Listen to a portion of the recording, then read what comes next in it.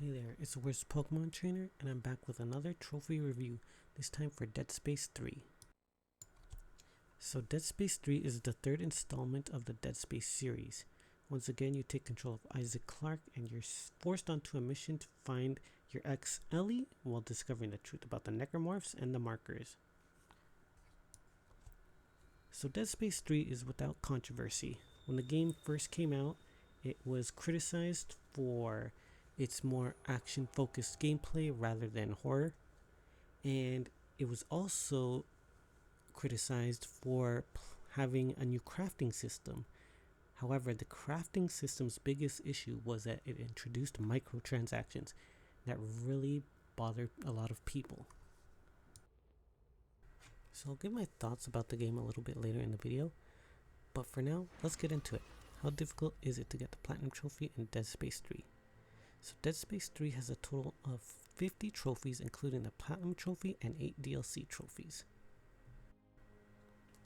So before I forget, it's important to note that if you want to have an easier time with this game, that you make sure to not download the DLC right away if you're planning to do the DLC.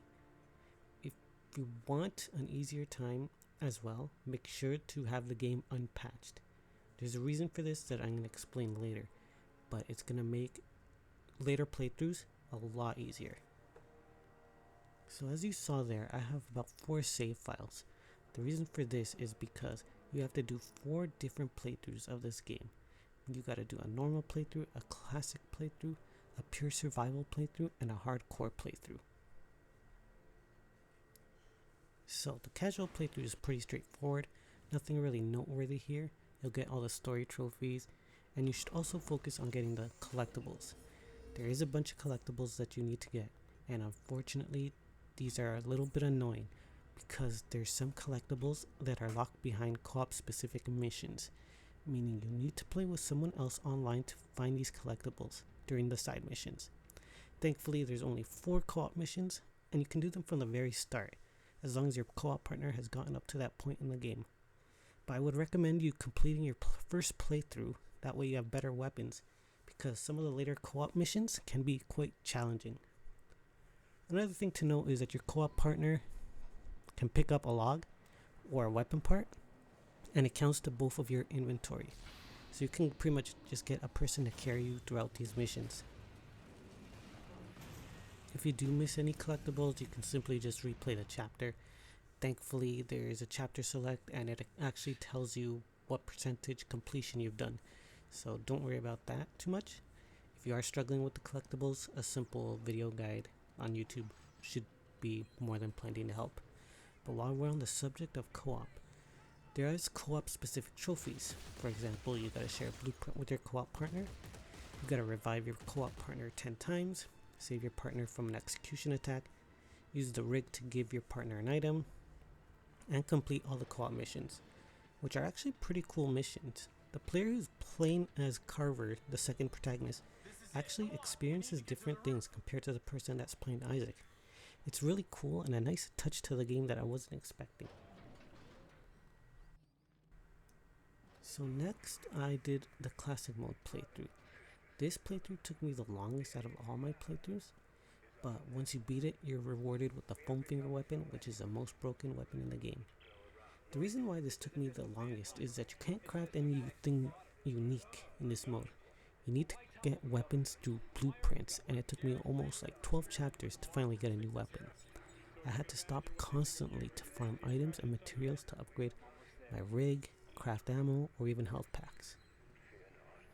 So earlier in the video I told you guys to play on the unpatched version of the game and not to install the DLC. The reason for this is that on the unpatched version, you can actually carry over the foam finger weapon into other playthroughs. Once you reach chapter 3, you can select the foam finger from your inventory.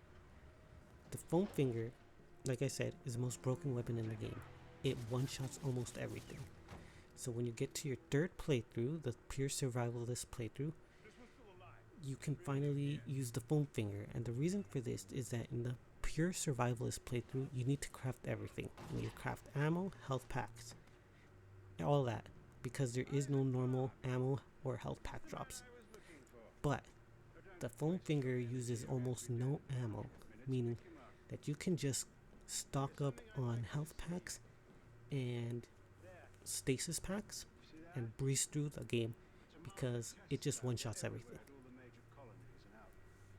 If you are playing on the patch version, you can simply just delete the game, reinstall it, and click on no when it asks you to update, and that should allow you to use the foam finger on other playthroughs. So after I completed classic mode, my third playthrough, I focused on chapter specific trophies. Like in chapter 7, there's a trophy called Space Ace, where you are in a ship and you're flying down to the planet and you need to destroy 70 targets. This took me a good number of attempts as I was always a few short. This is easier to do in co-op, but it is possible in single player. It just comes down to memorizing and where the obstacles are coming from. If you haven't gotten the trophy, make sure to quit to the main menu and continue from last save. Don't hit checkpoint reset if you fail the trophy requirement, because for whatever reason it nullifies the trophies.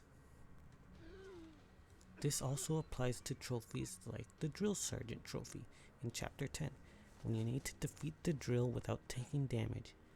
You can simply use the foam finger, which one-shots enemies here.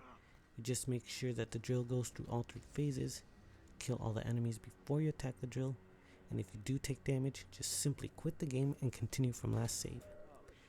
Chapter 14 also has a part where you need to get past these like pimple mine enemies without killing them. They need to be killed with the gas. You just simply take your time, stasis them, throw away their mine, and just hit the button and you should be fine. Then you have some miscellaneous trophies like dismember 1,000 limbs from living things, kill 30 enemies with explosive damage, kill 50 enemies while they're stasis, etc. We'll see those trophies in a bit. But there is one that's a little bit annoying, which is killing 30 enemies with axes. A good place to farm this is in chapter 6 when you need to fuel the ship. There's about 4 or 5 enemies that will attack you with axes. You can just simply shoot off an arm and throw an axe into their leg. Save, quit, and then reload the checkpoint until you get it. Last is the hardcore playthrough. This is the hardest part of the game. You cannot die at all in this playthrough. If you die, the game wipes your save and you have to start from the very beginning. Now this does sound intimidating, but it is a lot easier than the Dead Space 2 version. For starters, in the Dead Space 2 version, you only had 3 saves. Here the game saves after each chapter, so what you can do is take a USB and back up your save after each chapter, or use the cloud feature. The foam finger makes this game a cakewalk. If you have played it on the unpatched version, super simple. I didn't die at all with the foam finger. The only real danger I faced was the one-hit KO sections, like the fans or the fire or the debris when you're flying. But because I played this game like 3 times at this point, I knew what to expect. However, it's very important just to make sure you back up every single time after each chapter is complete, because you never know what can happen. This is possible to do without the foam finger exploit. It's just going to take a lot more patience and it's going to be a lot longer, just because you're going to have to manage better weapons and manage a lot more ammo than with the foam finger, because the foam finger, like I said, hardly uses any ammo. So after my hardcore playthrough, I finally unlocked the platinum trophy. Then I decided to tackle the DLC. The DLC is a short mini campaign. You only need 1 person for a quick co-op trophy where you need to stasis your partner while they are down. You also need to do 2 playthroughs, one on normal and one on pure survivalist. The DLC is short that you don't really have to worry about spending too much time here. You need to kill the cultist in a playthrough and spare him in the other one, so it's great that you have to do 2 playthroughs. You need to craft a weapon with the Mark II weapon tip, and finally charge the reactor in under 90 seconds. This one took me a few attempts simply because I didn't know what I was doing, but once I understood what I had to do, it was just a matter of practice.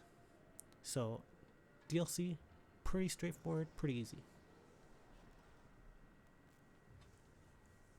And that's all the trophies for Dead Space 3 accounted for. Dead Space 3 was a lot of fun in my opinion, despite the problems with the game. The criticisms this game received are valid. The weird addition for a crafting system to add microtransactions was really dumb. The switch from more of an horror game to an action game was definitely a little weird. Some of the writing in this game is definitely a little odd as well. But despite all this, it still plays like a Dead Space game.